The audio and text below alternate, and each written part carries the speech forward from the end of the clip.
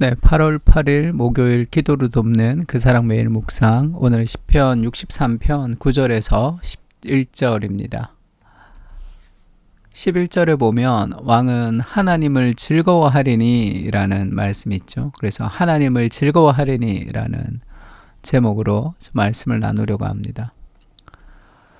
첫 번째는 우리 9절 10절에 보면 나의 영혼을 찾아 멸하려 하는 그들은 땅 깊은 곳에 들어가며 칼의 세력에 넘어져 승냥이의 먹이가 되리이다. 이것이 결국은 하나님의 공의로 마지막 날에 완전한 정의가 세워진다는 것을 신뢰하는 거죠.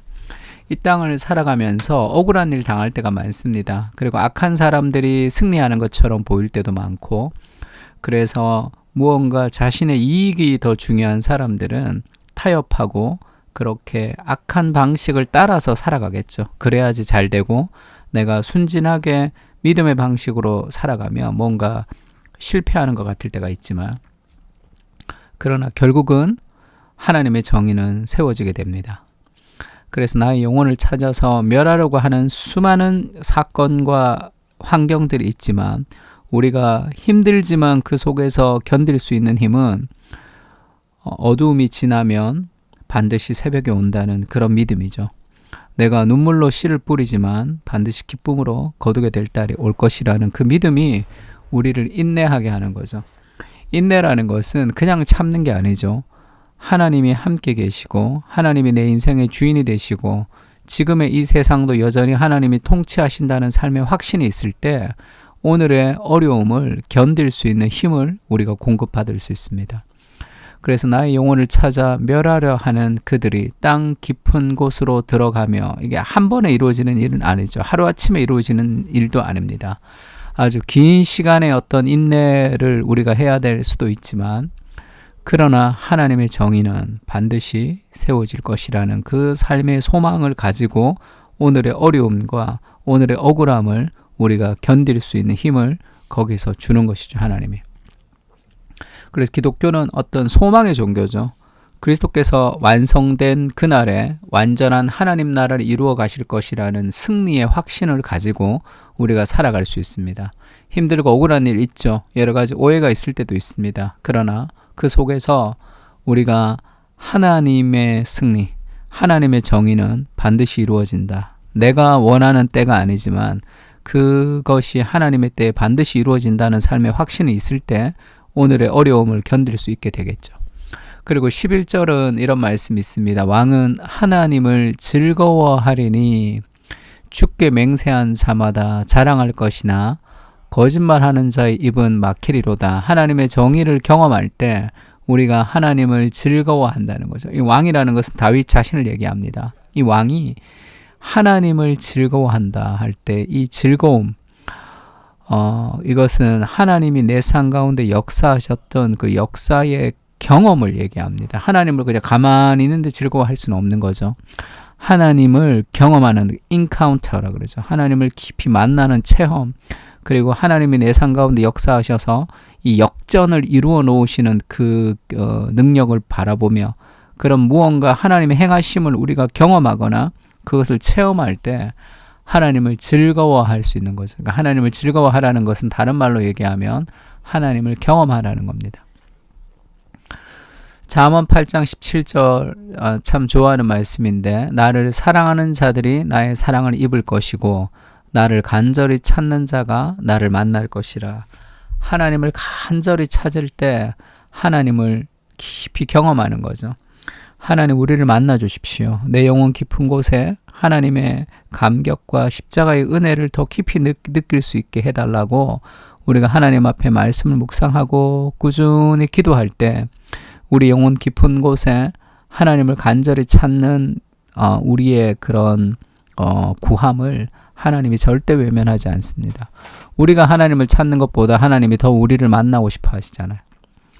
역대하 16장 9절도 이런 말씀이 있죠. 여호와의 눈은 온 땅을 두루 감찰하는데, 지금도 하나님의 눈이 온 땅을 두루 찾고 있어요. 누구를 찾느냐? 전심으로 자기에게 향하는 자들을 위하여 능력을 베푸신다.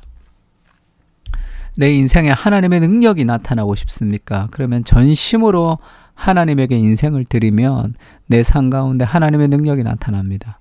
여호와가 지금도 온 땅을 두루 감찰하고 사람을 찾는 거예요. 반심, 그 다음에 무심이 아니라 전심이죠. 마음을 다해서 하나님을 향하는 자들에게 하나님이 그 능력을 그 삶 가운데 드러내는 거예요. 하나님의 능력이 내 삶 가운데 드러날 수 있게 해주십시오. 우리 직장생활, 가정생활, 그리고 우리가 살아가는 사회생활, 여러 가지 삶 속에서 하나님이 나와 함께 하시는 그 능력을 우리가 경험하며 살아갈 수 있게 해달라고 우리가 간절히 매일 주님 앞에 기도해야 됩니다. 그렇지 않으면 그냥 반복적인 일상, 하나님과 동떨어진 삶의 일상을 살아갈 뿐이에요. 그것은 살았으나 죽은 인생이 될 수 있습니다. 그냥 우리가 반복적인 직장생활, 가정생활, 이 반복적인 일상에서 하나님이 배제된 삶을 살기 위해서 이 땅에 있는 것이 아니잖아요. 그래서 그 하나님을 계속 묵상해서 우리의 삶 속에 정말로 생생한 현실은 하나님이 함께 하시는 세상이 현실이지 하나님과 동떨어진 세상이 현실 아닙니다. 우리가 다윗 현실을 뿌리박은 영성 이제 수요일날 상상력에 대해서 공부했는데 골리앗 앞에 두렵고 떠는 인생은 하나님이 나와 함께 하신다는 보이지 않는 세상의 현실을 우리가 경험하지 못할 때 보이는 현실이 더 힘든 거죠. 그래서 더 바쁘고 더 할 일이 많고 더 하나님께 나오지 못하면서 더 어떤 열매도 없는 그런 삶을 살 수 있습니다. 하나님 나를 만나 주십시오. 깊이 하나님을 즐거워할 수 있게 해달라고 기도할 필요가 있어요.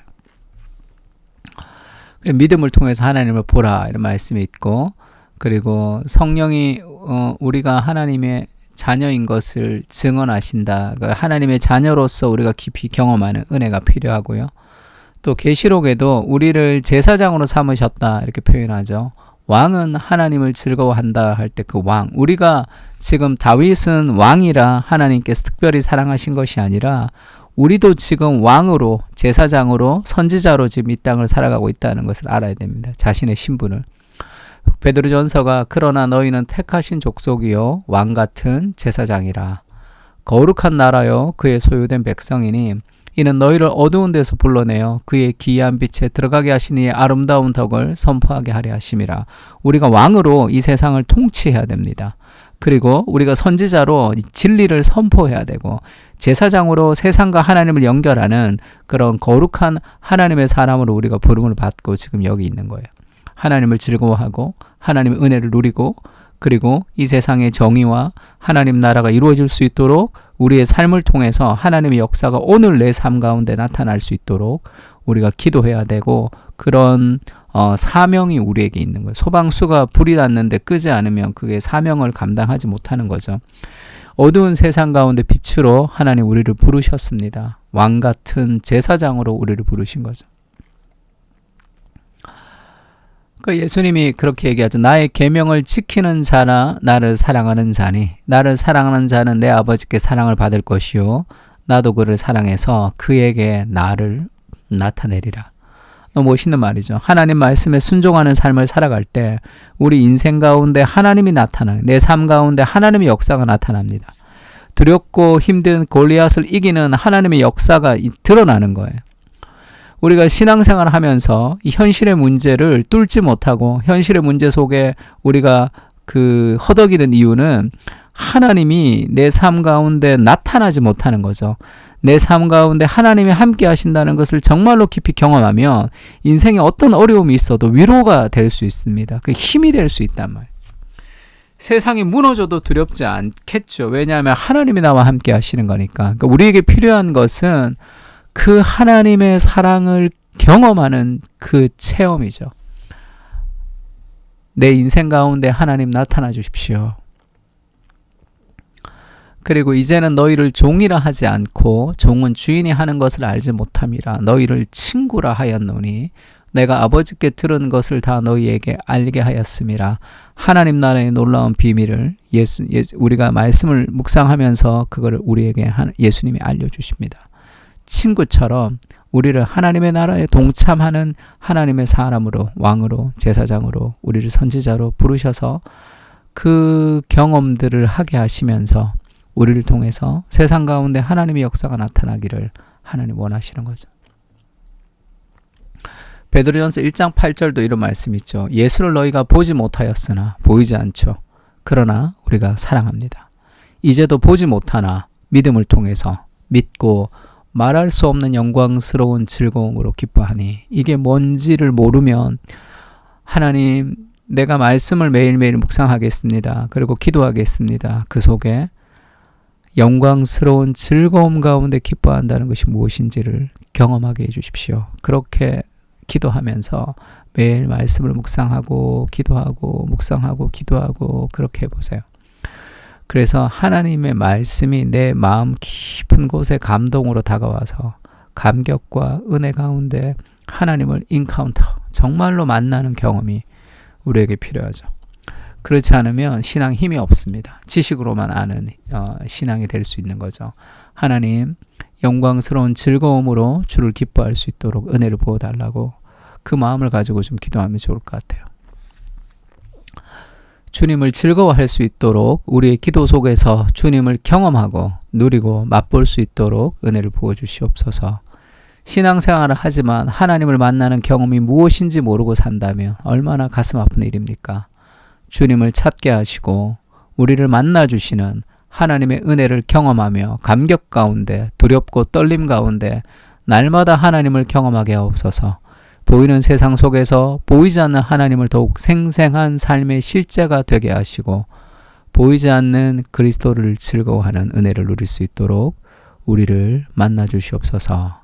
아멘. 우리 시편 63편을 가지고 하나님을 경험할 수 있게 해달라고 같이 기도하겠습니다.